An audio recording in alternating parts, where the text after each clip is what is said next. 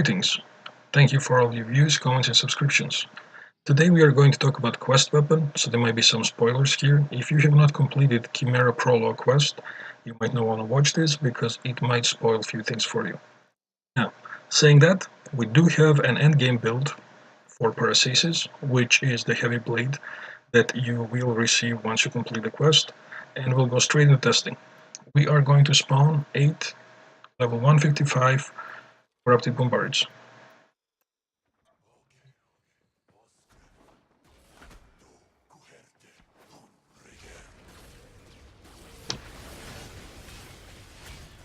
Going to build up our combo first.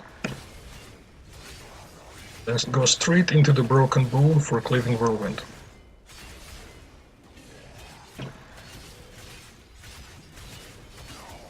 And you will see with this build, this just melts heavily armored enemies. No problems. There is obviously a bit of issues at the starting the Broken Bull, but we'll go through how you can easily teach yourself to get into that combo.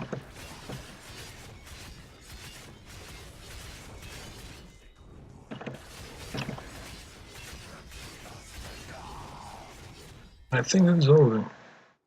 One more? Ah, there it is. One that fell off the ledge. There we go. As you can see, it has no issues with high level enemies. This is a very good heavy blade. It does have a few other tricks up its sleeve, but let's look at the build first and then we'll go through all these other things later. So this first build we are calling the Slash Rush. What we have here is Prime Pressure Point, mostly for damage. We have Blood Rush to increase our critical chances, the combo multiplier increase. We have Organ Shatter and Gladiator Might, both to increase the critical damage, which is now at 6.5. This is really fantastic, literally 650% increase on damage, we can't complain about that. We do have Buzzkill to increase our slash, Whipping Wounds, because this is completely dependent on us being able to proc slash status, that is what's doing most of the damage. We have Beezerker to increase the speed because, well, it's a heavy blade, animations are very slow. And Drifty Contact, because we are also dependent on that combo, plus a little bit of increase in status chance. Now, you will notice we have 0 viral mods on here. There is absolutely no need for those, since Slash bypasses armor, so you don't need Corrosive for this at all, and Slash is pretty good damage for most of the other actions. So what happens here is that as our combo builds up, Blood Rush will give us a bonus on our critical chance with a little bit of boost from Gladiator Might, and Organ Shatter and Gladiator Might will increase the critical damage. Buzzkill increases overall slash, so this slash eventually turns into about 3 or so thousand worth of damage after everything hits. We use Beezerker because, well, obviously, it's a critical weapon. Beezerker is going to be our best choice for attack speed mode. Now, also, I am using 2 Arcanes, Arcane Strike and Arcane Fury. Arcane Strike, it will give you increase attack speed on a hit for 10% chance for your melee. And Arcane Fury, you don't actually need this for a build, but if you have it, why not? It gives you 40% chance for plus 120 melee damage to melee weapons for 12 seconds. It's very good because it's a critical hit and this is gonna critical a lot. But this one overall it's not necessary. Now, with this build, it is completely dependent on Cleaving Whirlwind stance. There is a combo in here called the Broken Bull. The way it works is that you do 2 hits, pause, and then you can hit up to 7 times, and you will do a twirling combo that is going to hit them, and each one of those hits does 400% increased damage. So, first 2 hits, once they're done, you will go into Broken Bull. Okay, now it's a bit slow, so I'm not getting it exactly, but just 2 hits. There we go. And you will notice that without our Berserk, it's extremely slow. On the end of this combo, if you do it too many times, you will stagger a little, but because you speed up your animation, it won't matter. So, because we are dependent on slash procs, and we are dependent on Broken Bull, it's very important to know how to do this properly. The best way to do it, after you increase your combo a little bit and your speed a little bit, is to listen. So double tap your quick melee or melee attack. Once you double tap it, you will hear those 2 hits. As soon as you hear the second one finish, then go and start pressing your melee. You can even mash the melee at that point, and you will go into that combo. So double tap, kind of like a double click on your mouse. Then as soon as that second sound is over, you can stop your pause and start pressing the button. So double tap. So if you listen for it instead of look for it, you're going to have a lot more luck with actually getting into this combo and trying to time it any other way, especially considering you're using Berserker, so your speed might change. So double tap. Once you hear the second hit from the double tap end, start pressing a button, you'll go into Broken Bull. Just remember, double tap. See? It's that second sound you're listening for. Now don't try to anticipate it and hit it right before the sound happens at exactly the same time. Listen to it first. Once you hear that sound complete, then you would start tapping. If you hit it right before, anytime before, it is just going to go into crowdfall combo. Now, if you listen to it, it's going to be much easier to do and much easier to perform. You will start kind of hearing a certain beat that the combo has to it. And don't worry, I don't think you'll have to do this for very long, because they did promise in Melee 3.1 that's coming soon that all these combos are going to be gone with. But just remember, until Melee 3.0 does show up, you are going to have to do this combo for an end game damage. So get your multiplayer up, get your Berserker out, and then listen for it. And you will see enemies completely melt by this combo. Look at it, before combo is even done, that full health 155 bombard, we're just done.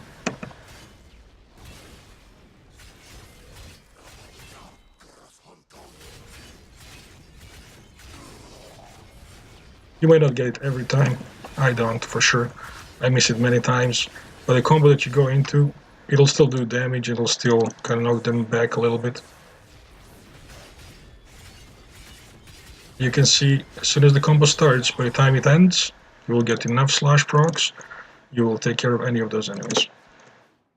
Now, another thing that this sword does, it has pretty massive slam attack effect. It will literally launch everybody up in the air. I mean, talk about a CC slam attack, this is just ridiculous.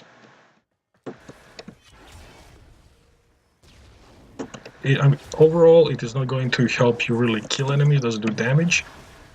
But as far as CC or reducing aggro goes, this is great. Also, many combos that have the slam attack built into them will activate the slam attack, like for example temporal combos, and we'll go into that in the last build. And one more thing I want to show you, just get rid of these volunteers and get another 8 volunteers, and one of the reasons also I'm using Excalibur Umbra. Just like all the other heavy melees, it has a 12-time finisher multiplier. So this build in itself, once you actually get some combo build-up, get a few hits for a combo build-up. There we go. So once you have your combo build-up, you can do a front finisher and one-shot level 155 heavily armored units.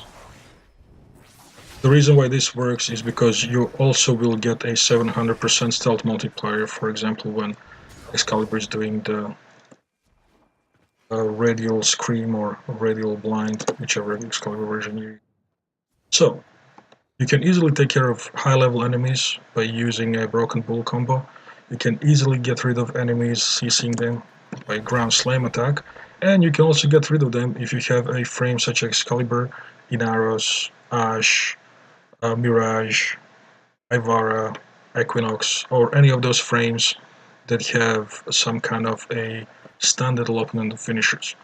Or you can use any frame in combination with Zakti.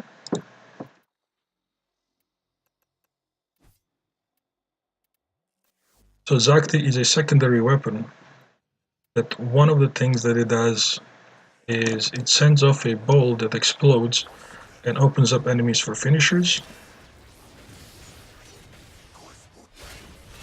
Now let me just build a combo a little bit here first. There we go. So once it explodes, opens it up for finishers. You can basically instant kill enemies that way.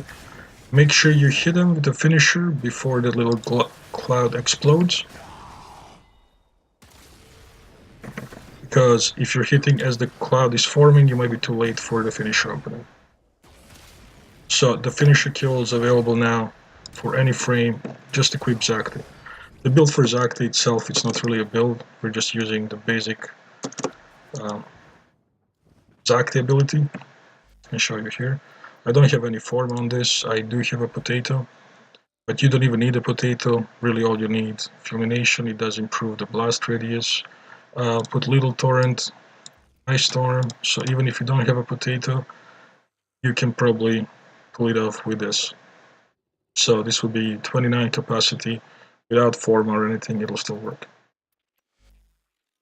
Now, that all aside, let's talk about another thing about Paracesis while we are still in this build that I want to show you. Now, you see this 5 Forma here? And rank 40, this is currently the only weapon that can reach rank 40. And how does that happen? That happens by putting Forma on it.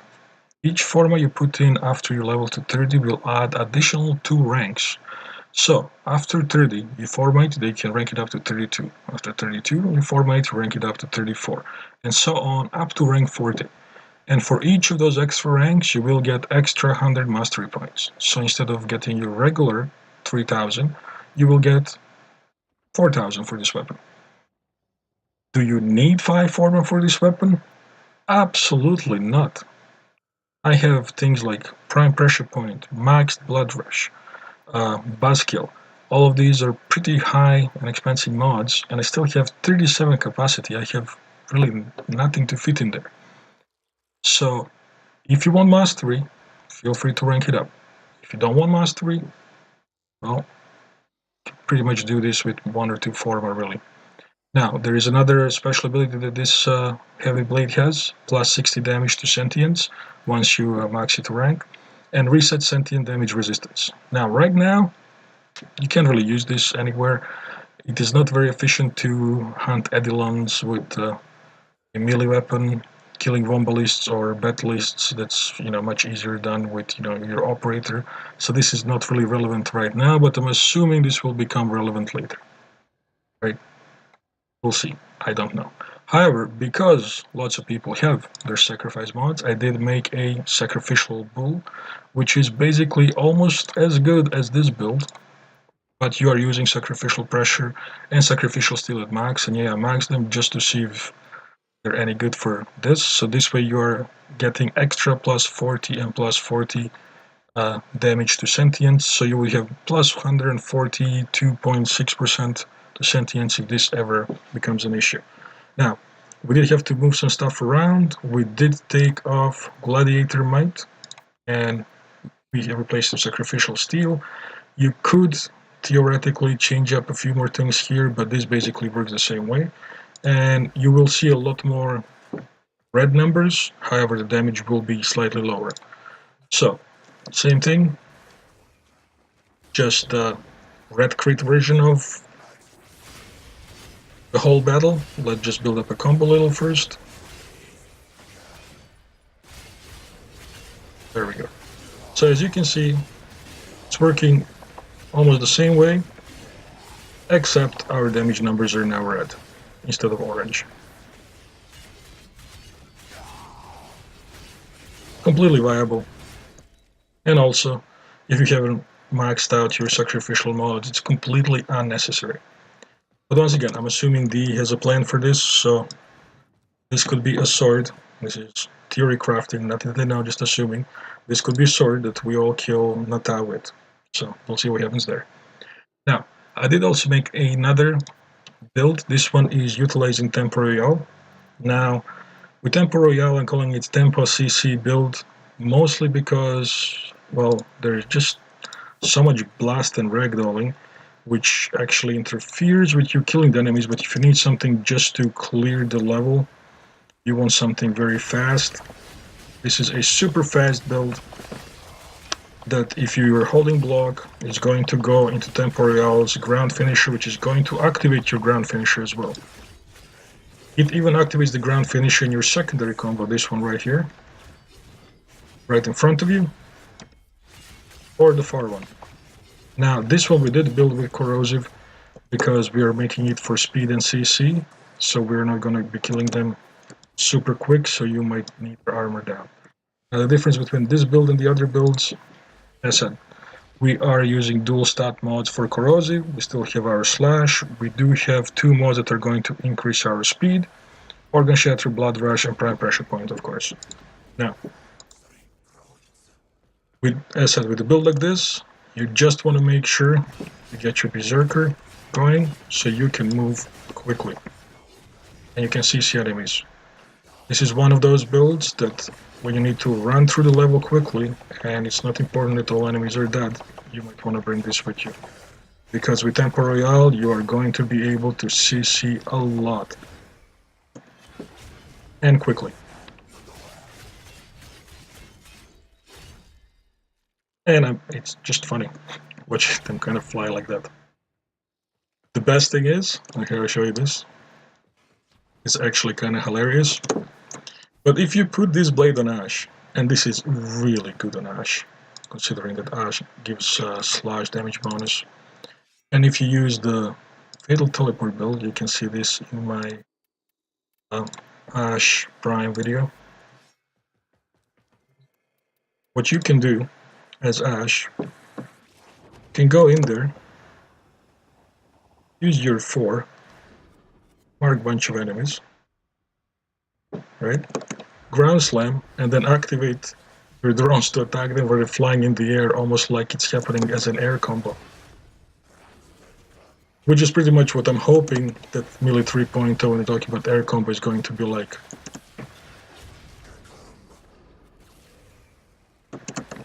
I know, hilarious. Just watch your clones jump up and kill them as they're flying.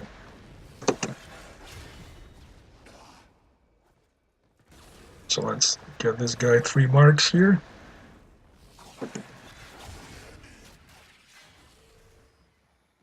CC him first, give him 3 marks. So before he falls down, your clone's going there and kill him. Also, worth mentioning, since I already have Ash out, it's completely viable with Fatal Teleport. So, if you're using the Fatal Teleport build from my previous videos, it will still open it up for finishers. Once your combo is up, this sword with 1 Fatal Teleport will instantly kill them, and if you're playing with Arcane Trickeries, it gives you, or at least 2 of them, it'll give you a high chance to go invisible. And the colors are quite bright in this new version, I'm not sure what's going on here. But yeah, it's completely viable, and it'll give you a chance to kill everybody with finishers through Fatal Teleport as well. Okay, so that would be all for Paracesis. I'm hoping that he has a plan of why they want us to have 5 Forma on this, because aside from getting that extra 1000 mastery, I don't really see any reason for it. Also, the damage resistance to sentient, we're all expecting the new war to come in. I'm assuming we're going to get a chance to use this a lot. And another thing worth mentioning is that in Melee 3.0, apparently the combo counter will not count for regular attacks. So if combo counter does not count for regular attacks, you will want to get a hold of, just bring out my test armor. You will want to get a hold of Arcane Fury This in itself will give you extra 120% melee damage, so for your regular attacks it will help out a lot. And overall, for a quest weapon, this is really good. It's a bit difficult to make, it takes like 1000 ducats, so you're going to get rid of 10 of your rare prime parts, or maybe just go on a market and buy them for 5-10 plat each, depending on how many you have. And it is a good looking heavy blade. I mean, given that much, they have designed a beautiful weapon, and I'm hoping that all those extra Forma and all those other abilities will see a lots of use soon. And that completes our 5 completely unnecessary Forma endgame build for Paracesis quest weapon. Hopefully we'll get a chance to use all that sentient damage resistance soon. Until then, I will see you all on the stream, and have fun!